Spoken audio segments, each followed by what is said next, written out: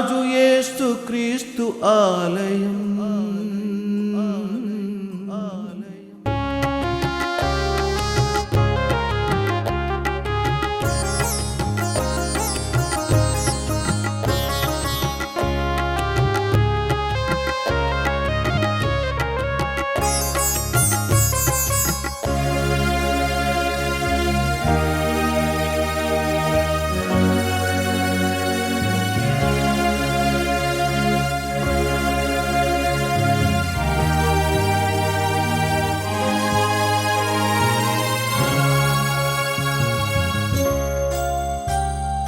రూపాంతర దేవాలయం, రారాజు యేసు క్రీస్తు ఆలయం. రూపాంతర దేవాలయం, రారాజు యేసు క్రీస్తు ఆలయం. రక్షకుని బోధలు గల ఆలయం, రాత్రింబగళ్ళు ప్రార్థించు ఆలయం. రక్షకుని బోధలు గల ఆలయం, రాత్రింబగళ్ళు ప్రార్థించు ఆలయం. ప్రభు సన్నిధిలో పరిపూర్ణ సంతోషం, ప్రభు కుడి చేతిలో నిత్య సుఖములున్నవి. ప్రభు సన్నిధిలో పరిపూర్ణ సంతోషం, ప్రభు కుడి చేతిలో నిత్య సుఖములున్నవి. రూపాంతర దేవాలయం, రారాజు యేసు క్రీస్తు ఆలయం. రూపాంతర దేవాలయం, రారాజు యేసు క్రీస్తు ఆలయం.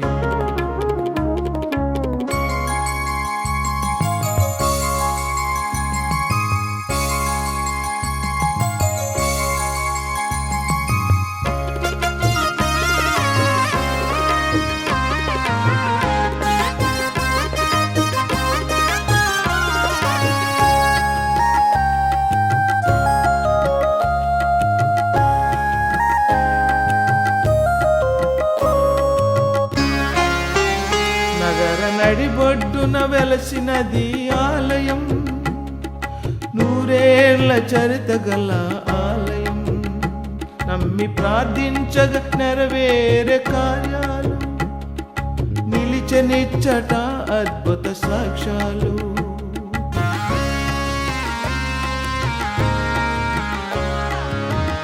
నగర నడిబొడ్డున వెలసినది ఆలయం, నూరేళ్ల చరిత గల ఆలయం.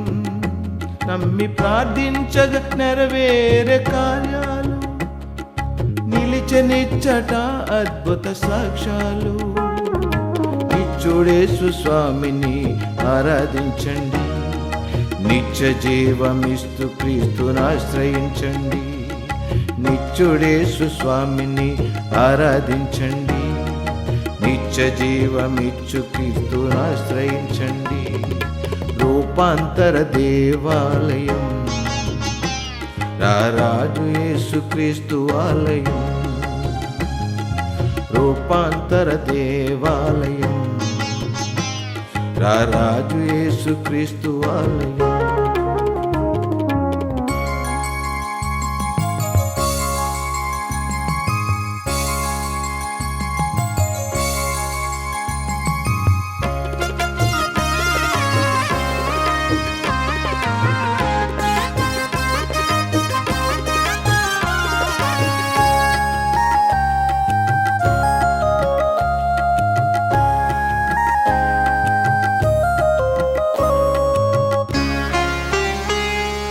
ఎందరో జీవితాల వెలిగించిన ఆలయం, అందరి అవసరాలు తీర్చున్నది ఆలయం.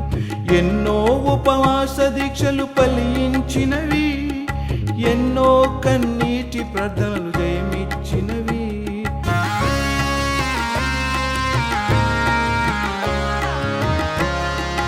ఎందరో జీవితాల వెలిగించిన ఆలయం, అందరి అవసరాలు తీర్చున్నది ఆలయం.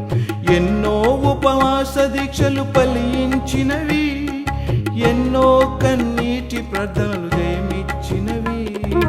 ఎంతో ప్రసిద్ధమైనది ఆలయం. ఈ ఆలయం భీమవరమునకు వరమే.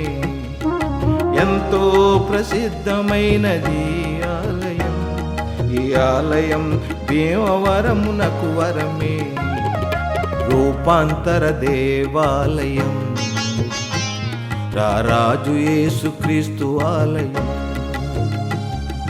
రూపాంతర దేవాలయం, రారాజు యేసుక్రీస్తు ఆలయం.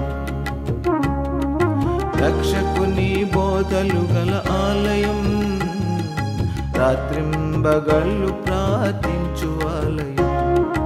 రక్షకుని బోధలు గల ఆలయం, రాత్రింబగళ్ళు ప్రార్థించు ఆలయం.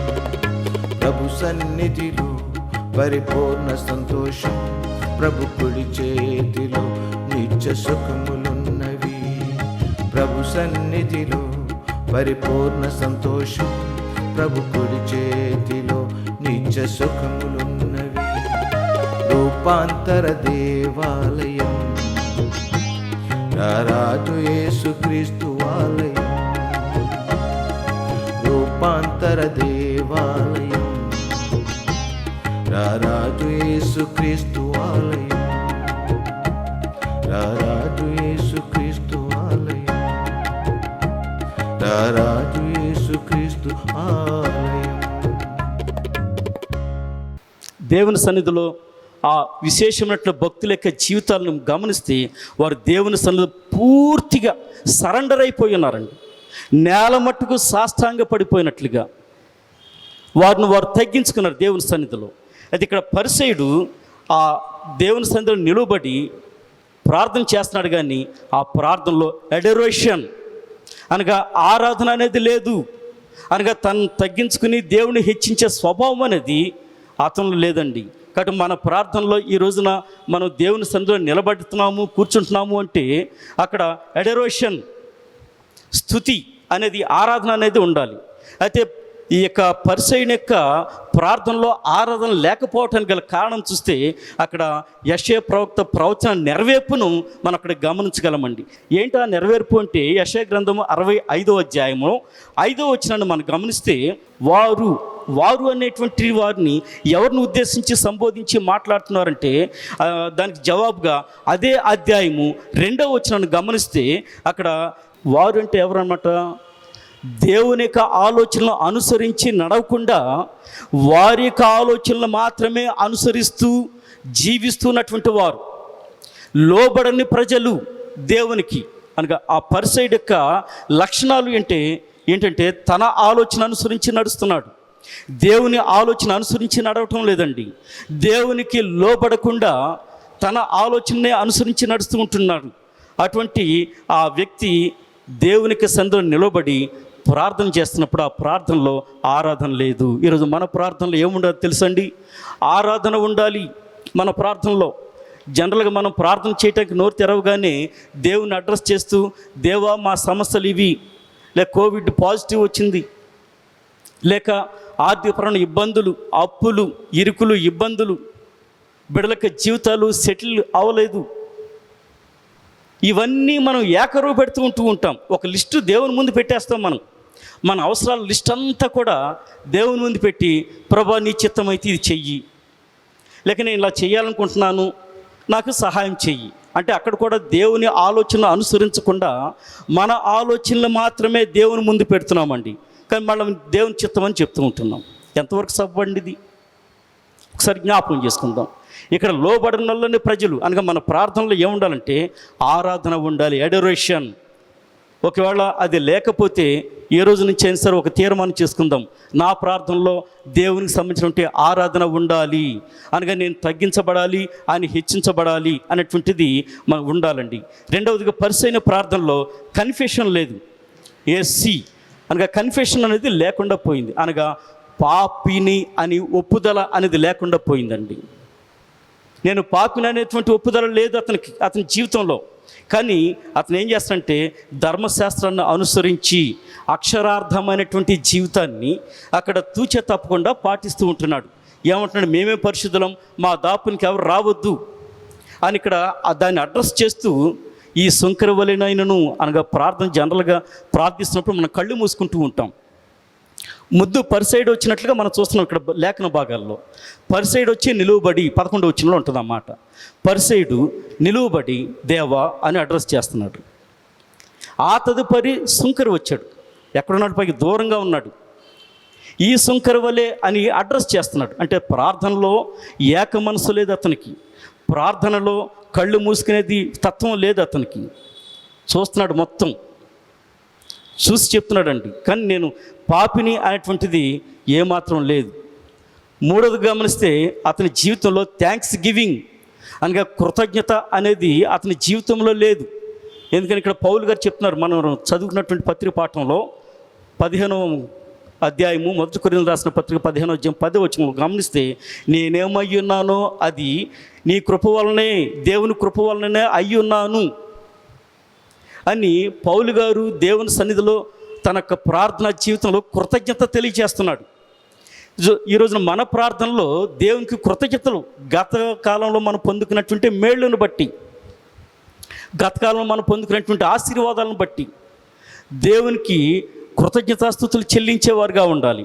కానీ ఇక పరిసైడ్ యొక్క ప్రార్థనలో అడోరేషన్ లేదు, అనగా ఆరాధన లేదు, కన్ఫెషన్ నేను పాపిని అనేది లేదు, మూడోది కృతజ్ఞత అనేది అతనికి లేదండి.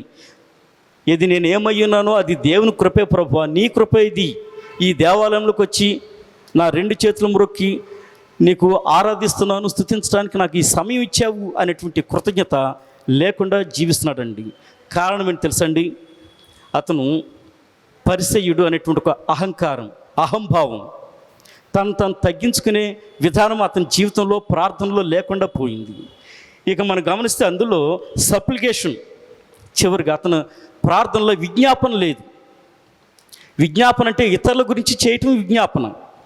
కానీ ఇతరుల గురించి పేరెత్తాడు. నరహంతకులుగానైనను, వ్యభిచారులనైనను, చోర్లుగానైనను, ఈ సుంకర వల్లనైనా నేను ఉండనందుకు, అది కృతజ్ఞత కాదండి. సప్లికేషన్ అనగా విజ్ఞాపన, ఇతరుల సమస్యల గురించి మన యొక్క ప్రార్థన జీవితంలో విజ్ఞాపన అనేది ఉండాలి. సప్లికేషన్ అది ఇతరులు లేదండి. కారణం అందుకని ప్రభువారు చెప్తున్నారు మత్తయి రాసిన సువార్త 5:20లో ఏమని, శాస్త్రుల నీతి కంటేను పరిసయ్యుల నీతి కంటేను మీ నీతి అధికము కాని ఎడల మీరు దేవునికి రాజ్యం లేక పరలోక రాజ్యంలో ప్రవేశించరని మీతో నేను చెప్పుచున్నాను. ఈ పరిసయ్యుని యొక్క నీతి కంటే, శాస్త్రుల నీతి కంటే ఈరోజున మన నీతి అనేది ఎక్కువగా ఉండాలి. అనగా అక్షరబద్ధంగా కాదు కానీ ఆత్మ సంబంధంగా మనం జీవించేవారుగా మనం ఉండాలి. ఎందుకు ఈ పరిసయ్యుడు ఇలాంటి పరిస్థితిలో ఉన్నాడు అంటే, ఇక్కడ యెషయా ప్రవక్త ప్రవచనం మార్క్స్ వార్త 7వ అధ్యాయం 7వ వచనంలో యేసుక్రీస్తు ప్రభువారు చెప్తున్నారు. మార్కు 7:7లో ఏమని, ఈ ప్రజలు పెదవులతో నన్ను ఘనపరుస్తున్నారు కానీ వారి హృదయం నాకు దూరంగా ఉంది. పరిసయ్యుడు అదే కోవకు వస్తున్నాడండి. పెదవులతో ఘనపరుస్తున్నాడు, నేను ఈ చోరుడిగా ఉండనందుకు, నేను ఈ సుంకరలాగా ఉండనందుకు, వ్యభిచారిగా ఉండనందుకు నీకు వందనాలు. ఇదండి ప్రార్థన జీవితం. కాబట్టి ఇతను పెదవులతో ఘనపరుస్తున్నాడు, కానీ అతని హృదయం అనేది చాలా చాలా దూరంగా ఉన్నట్లు ఇక్కడ మనం చూస్తున్నాం. అందుకనే పౌలు గారు ఒక మాట, చక్కటి మాట, నాకు ఇష్టమైన మాట, నేను అనుసరించే మాట. 1 కొరింథీయులకు రాసిన పత్రిక 14వ అధ్యాయము 15వ వచనంలో అక్కడ చక్కటి వాక్యం నేను ఎప్పుడు తరచుగా మీతో చెప్తూ ఉంటాను ఈ మాటను. అదేంటి తెలుసా? కాబట్టి ఆత్మతో ప్రార్థన చేతును, మనసుతో ప్రార్థన చేతును, ఆత్మతో పాడుదును, మనసుతో పాడుదును. ఎంత చక్కటి మాట అండి ఇది, ఎంత గొప్ప మాట. ప్రభువారు ఊరికే చెప్పలేదండి. దేవుని సన్నిధికి వచ్చే వారిని ఉద్దేశించి, వారు పెదవులతో నన్ను ఘనపరుస్తున్నారు కానీ వారి హృదయం నాకు దూరంగా ఉందని ఊరికే చెప్పాల. అతను ఏం చేస్తాడు తెలుసండి? దూరంగా నిలిచి అడోరేషన్, ఆరాధిస్తున్నాడు అతను. ఎందుకని? ఇది దేవుని యొక్క పరిశుద్ధమైనటువంటి సన్నిధి, ఇది దేవుని యొక్క పరిశుద్ధమైన స్థలము. దేవుడు పరిశుద్ధుడు, ఆయన ఆకాశమందు ఉన్నాడు, నేను భూమి మీద ఉన్నాను. కానీ నా జీవితాన్ని నేను ఒకసారి తరచి చూస్తే నా జీవితం అంతా కూడా పాపే, పాపమయం అంతా కూడా. నేను పాపిని, ఆయన పరిశుద్ధుడు. కాబట్టి ఆయన పరిశుద్ధ సన్నిధిలోకి వెళ్ళటానికి నేను అర్హుడను కాను. ఎందుకంటే ఇతను ముందుగానే చెప్పాను, ఇతను సుంకరి అనగా పన్నులు వసూలు చేసేటువంటి వాడు. ఎలాగంటే బహుశా వసూలు చేసేవాళ్ళ సంగతి మనకు తెలియదే ఉంది. సమాజంలో మనం ఎంతోమందిని చూస్తున్నాం. ప్రభుత్వం వారు ఒక రేటుని ప్రజల నుంచి సొమ్ము లేక పన్నులు కలెక్ట్ చేయమని చెప్తే వీరి యొక్క కొంత ఆశ చొప్పున 10 రూపాయలు 100 రూపాయలు ఎక్కువేసి చెప్తూ ఉంటారు. చెప్పి ప్రభుత్వానికి కట్టాల్సింది కడుతూ ఉంటారు.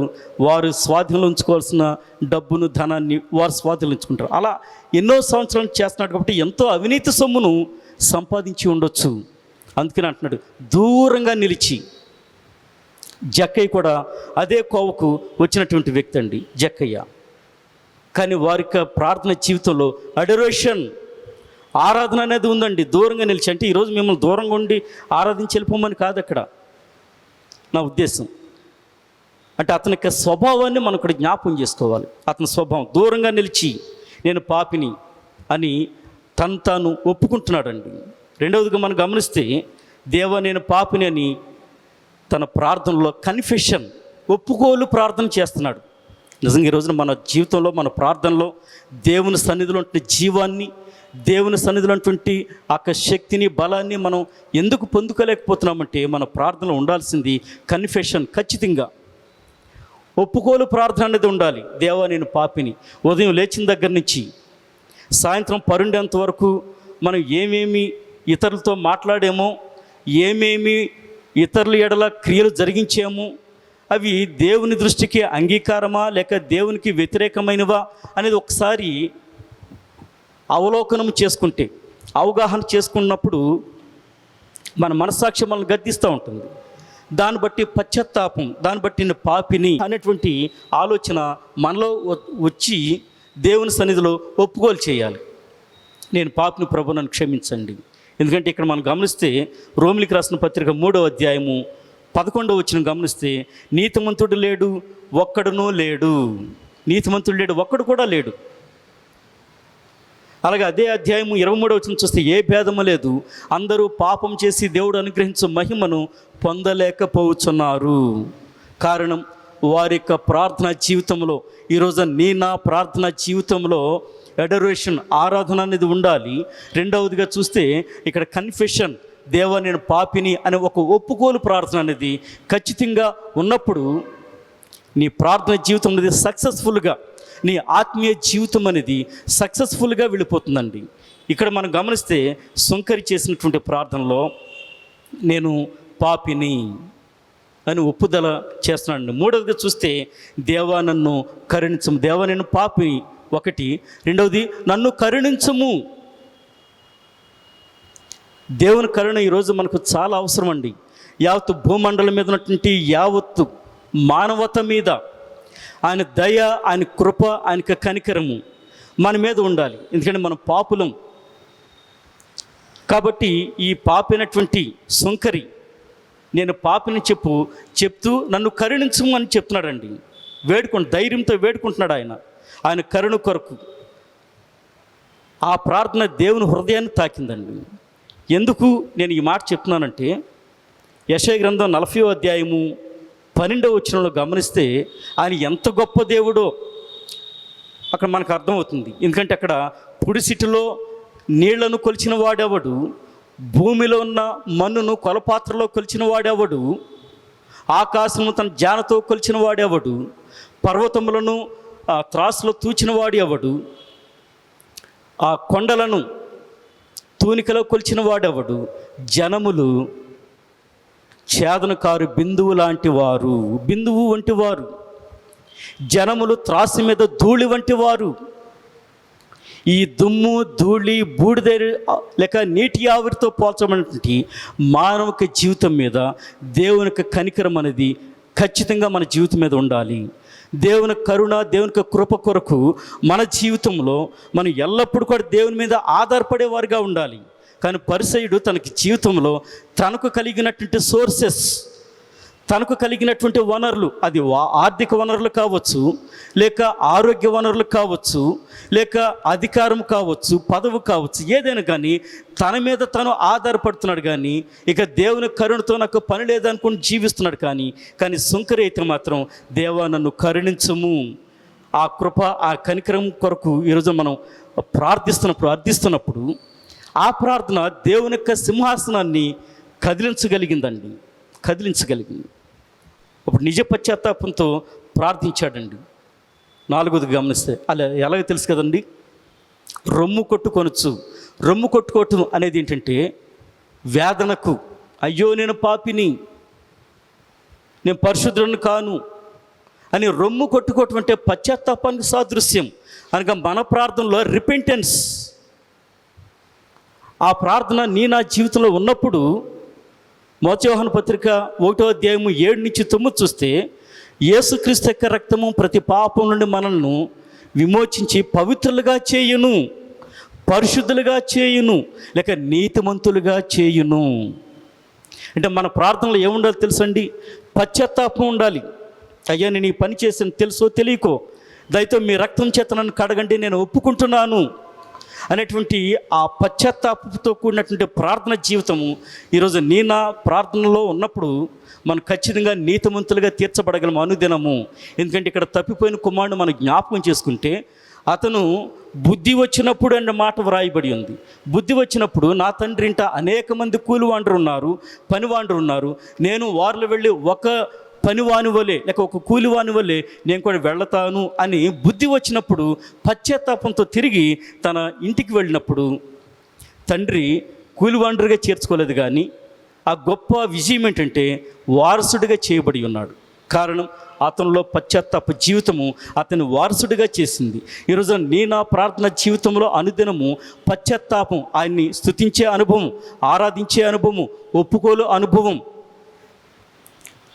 రిపెంటెన్స్ అనుభవం మనకున్నట్లయితే దేవుని సన్నిధిలో మనం అలాంటి జీవితం జీవిస్తే పరలోక రాజ్యానికి వారసులుగా మనము చేయగలము అనేటువంటిది ఇక్కడ మనం గమనించవచ్చండి. అలాగే పేతురు, ఆయన ఎవరో నాకు తెలియదని బొంకాడు, అబద్ధం ఆడాడు 3 సార్లు. అయితే పశ్చాత్తాపము, ఎంత పశ్చాత్తాపడ్డాడు కదా. ఆ పశ్చాత్తాపంతో అనేకమైనటువంటి సంఘాలు కట్టగలిగేటువంటి ఉన్నతమైనటువంటి ఆధ్యాత్మిక అనుభవాలు పేతురుకి ఇవ్వబడ్డాయి. అలాగే సిలువలో వేలాడినటువంటి ఒక దొంగ, కుడి చేతి వైపునటువంటి దొంగ, ఇది మనకు న్యాయమైన తన తోటి వారితోటి హెచ్చరిక చేసి ఉన్నాడు. ఆయన నిర్దోషి, మనకి శిక్ష సరిపోయింది, దేవా నువ్వు నీ రాజ్యంతో వచ్చినప్పుడు నన్ను జ్ఞాపకం చేసుకొని పశ్చాత్తాపడినప్పుడు అతను దేవుని రాజ్యానికి వారసుడిగా అయి ఉన్నాడండి. ఈరోజు నేను మనందరం కూడా దేవుని వారసులం, పరలోక రాజ్య హక్కుదారులం. ఆ హక్కుని ఈ రోజున మన ప్రార్థనలో మనం ఇమిడించుకోవాలండి. అనగా ఆరాధనతో, అలాగే కృతజ్ఞతతో, అలాగే ఒప్పుదలతో, పశ్చాత్తాపంతో, కృతజ్ఞతతోటి మన ప్రార్థన జీవితం కొనసాగించినప్పుడు మన పరలోక రాజ్యానికి హక్కుదారులుగా ఉండేవారుగా మనం ఉండగలము. కనుక సుంకరిక ప్రార్థన మనకి ఒక పాఠాన్ని నేర్పిస్తుంది. పరిసయ్యుడి యొక్క ప్రార్థన మనకు ఒక పాఠాన్ని నేర్పిస్తుంది. 5వదిగా మనం గమనిస్తే ఇక్కడ తగ్గించుకున్నటువంటి ప్రార్థన, సుంకరి ప్రార్థనలో తగ్గింపు అనేది అక్కడ ఉందండి. ఎందుకని ఆ ప్రార్థన దేవుడు అంగీకరించాడంటే అతను విరిగి నలిగినటువంటి మనసు. ప్రార్థనలు ఏముండాలి తెలుసండి? చివరిగా విరిగి నలిగినటువంటి మనసుతో మనం ప్రార్థించేవారుగా మనం ఉండాలి. అదే కీర్తనకారుడు చెప్తున్నాడు, 51వ కీర్తన 17వ వచనాన్ని గమనిస్తే, విరిగి నలిగిన మనసే నీకు ఇష్టమైనటువంటి బలి. నువ్వు బలిని కోరటం లేదు, విరిగి నలిగిన మనసు నీకు ఇష్టమైనటువంటిది. ఆ దేవునికి ఇష్టమైనటువంటి విరిగి నలిగిన మనసు ఈరోజు నీది అయినప్పుడు నువ్వు దేవునికి ఇష్టమైనటువంటి వాడిగా ఉంటూ ఉంటావు. అప్పుడు దేవుడు మనకి ఇచ్చేదేంటి తెలుసా? ఇక్కడ పరిసయ్యుడి కన్నా నీతిమంతుడిగా సుంకరి చేయబడి ఉన్నాడు. సుంకరికి ఒక ముగింపు అనేది ఇవ్వబడింది ప్రార్థనలో. ఇక్కడ మనం చదవబడినటువంటి లేఖన భాగంలో ఒక ముగింపు అనేది ఎవరికి ఇవ్వబడిందంటే సుంకరికి ఇవ్వబడింది. అతడు, అందుకని ఇందాక మూలవాక్యం చదువుకున్నాం మనం, లూకాసు వార్త 18వ అధ్యాయం 14వ వచనంలో ఏమని? అతడు నీతిమంతుడిగా తీర్చబడి తన ఇంటికి వెళ్ళెను. ఆ ముగింపు పరిసయ్యుడి జీవితంలో లేదండి. పరిసైడ్ చేస్తుంది ఏంటంటే ప్రార్థన కాదు, ఒక అందమైనటువంటి డ్రామాటికల్ ప్రేయర్, ఒక అందమైనటువంటి ప్రదర్శన. దేవాలయం అనగానే చాలామంది వస్తూ ఉంటారు, వెళ్తూ ఉంటారు. తను వారంలో ఏమేమి చేస్తున్నాడో అవన్నీ కూడా వచ్చే ఇతరులకు చెప్తున్నాడు, కానీ దేవునికి చెప్పడం లేదు. తన గురించి తను చెప్పుకోవటం లేదు. నేను పాపిని, నన్ను క్షమించండి, పశ్చాత్తాపం లేదు, తగ్గించుకునే జీవితం లేదు అతనికి. అందుకని అతని గురించి పరిశుద్ధ బైబిల్ గ్రంథంలో ముగింపు మాటలు వ్రాయబడలేదు. అతను అలాగే దేవాలయంలో ఒక అందమైన ప్రదర్శన ఇస్తూనే ఉన్నాడు స్టిల్. కానీ సుంకరికి మాత్రం ఒక ముగింపు ఇవ్వగలిగింది. అదేం తెలుసా? అతడు నీతిమంతుగా తీర్చబడి తన ఇంటికి వెళ్ళాను. ఎందుకు వెళ్ళాడని నేను అక్కడ వ్రాయబడలేదు. ఎందుకు వెళ్ళాడని కారణం. కానీ దేవునికి చిత్తం దేనికి ఉద్దేశం చొప్పున మనకి ఆ ప్రేరేపణ బట్టి చెప్తున్న మాట ఏంటంటే, అతను ప్రార్థనలో విజయాన్ని సాధించాడు. దేవుని సన్నిధికి వచ్చి దేవుని సన్నిధిలో తన జీవితం మార్పు, దేవుడు ఏదైతే ఆశించాడో దాన్ని, ఆ మార్పును, ఆ విజయాన్ని తన కుటుంబ సభ్యులతో, తన ఇరుగు పొరుగు వారితోటి పంచుకోవటానికి తన ఇంటికి వెళ్ళాడండి. ఇంటికి వెళ్ళాల్సి వచ్చింది. ఒక ముగింపు అనేది ఇవ్వబడింది. ఈరోజు నీవు నేను ప్రార్థనకు వెళ్తున్నాం, కానీ దేవుడు ఆశించే మన ప్రవర్తనలో మార్పు. నీతిమంతుడు జక్కయ్య, ఇతను అబ్రహాం కుమారుడే, నేడు ఇంటికి రక్షణ వచ్చింది. ఒక ముగింపు. సుంకరి, అతను నీతిమంతుడిగా తీర్చబడిన తన ఇంటికి వెళ్ళాను. ఎందుకంటే ప్రార్థనలో అతను సాధించినటువంటి విజయాన్ని అక్కడ ఉన్నటువంటి తన కుటుంబ సభ్యులతో షేర్ చేసుకోవాలి, పంచుకోవాలి. అయ్యా, నేను దేవుని సన్నిధికి వెళ్ళి ప్రార్థించాను, దేవుడు నన్ను నీతిమంతుడిగా తీర్చాడు. ఈ ప్రార్థనా విజయం ఈరోజు నీ కుటుంబ సభ్యులతో నువ్వు చెప్పగలిగిన అనుభవాలు ఈరోజున దేవుని సన్నిధిలో నువ్వు పొందుకుని వెళ్ళాలి. అందుకే నేను యవన సన్నిధిలో నిలబడి ఉన్నానో ఆ యెహోవా జీవముతోడు అనేటువంటి ఆ బలాన్ని, ఆ శక్తిని దేవుని సన్నిధిలో ఈరోజు నువ్వు పొందుకోగలుగుతున్నావా? పొందుకోవాలంటే మన జీవితం ఇప్పుడు బ్రతుకుతున్నట్టు మన బ్రతుకులో మన తగ్గింపు జీవితం అనేది ఇక్కడ ఉండాలి. పౌలు గారు అదే చెప్తున్నారు. ఏమని? నేనేమై ఉన్నానో అది దేవుని కృప వల్లనే అయి ఉన్నాను. వాస్తవంగా చెప్పాలంటే యేసుక్రీస్తు ప్రభు వారికి శిష్యులను హింసించడానికి ముందు ఆయన పలికినటువంటి మాటలు ఒకసారి జ్ఞాపకం చేసుకుంటే, నేను పరిసయ్యుడను, మత నిష్ఠా గరిష్ఠుడను, గమలీయేలు పాదాల దగ్గర విద్యార్థిగా ఉన్నాను, ఎంతో హుందాగా గర్వంగా చెప్పినాడండి. కానీ క్రీస్తు ప్రభువారిని రక్షకుడిగా అంగీకరించి విశ్వాసపు యాత్రలో ఆయన సిలువను ఎత్తుకొని వెళుతున్నప్పుడు, ఆయన నీతిమంతుడిగా తీర్చబడినప్పుడు తనను తాను ఎంతగా తగ్గించుకున్నాడంటే, నేను ఏమై ఉన్నానో అది దేవుని కృపే. ఆ డిగ్రీలు పనికిరాలేదు, ఆ మతం యొక్క బలం పనికిరాలేదు, ఆ జాతి యొక్క బలం పనికిరాలేదండి. దేవునికి కృపతోనే నేను ఈ రోజున బ్రతికి ఉన్నాను. అతని యొక్క ప్రార్థన జీవితంలో అతను నీతిమంతుడిగా తీర్చబడి ఈరోజున అనేకులకు సువార్త ప్రకటించి ప్రపంచవ్యాప్తంగా అనేక సంఘాలను స్థాపించగలిగి ఉన్నాడు. ఎందుకంటే నేను అపోస్తులు అంటే కూడా నేను యోగ్యుని కాను, అంతగా తగ్గించుకున్నాడండి. ఈరోజున మన జీవితంలో మన తగ్గింపు ఎలా ఉందో ఒకసారి జ్ఞాపకం చేసుకుందాం. సుంకరవలే మన ప్రార్థన సింపుల్గా, లోతైనటువంటి గాంభీర్యమైనటువంటి దేవుని సింహాసనం కదిలించగలిగినటువంటి ప్రార్థన జీవితాన్ని మనం కలిగి ఉన్నప్పుడు దేవుని సరైనటువంటి జీవాన్ని, దేవుని సరైనటువంటి శక్తిని, బలాన్ని పొందుకుని ప్రకృతినే శాసించగలిగి, లేక నీ అనుభవిస్తున్నటువంటి సమస్యల మీద నువ్వు ఆ బలాన్ని సాధించాలి, లేక నీవు ఎదుర్కొంటున్న సమస్యల మీద విజయాన్ని సాధించాలి అంటే ఇది దేవుని సన్నిధిలో దేవుడు ఆశించే మార్పు కలిగినటువంటి ప్రార్థన జీవితాన్ని మనం కలిగి ఉన్నప్పుడు దేవుడు గొప్పగా వాడుకుంటూ ఉంటాడు మనల్ని. ఆ గొప్ప వాడుకలోనికి ఈరోజు నీవు నేను రావడానికి సిద్ధపడదాం. అలా ఉంటే ఆత్మదేవుడు మనం సిద్ధపరచను గాక. ఆమేన్. సమస్త జ్ఞానకు మించిన దేవుని సమాధానము యేసుక్రీస్తు మీ హృదయములకు తలంపులకు కావలుండును గాక. ఆమేన్.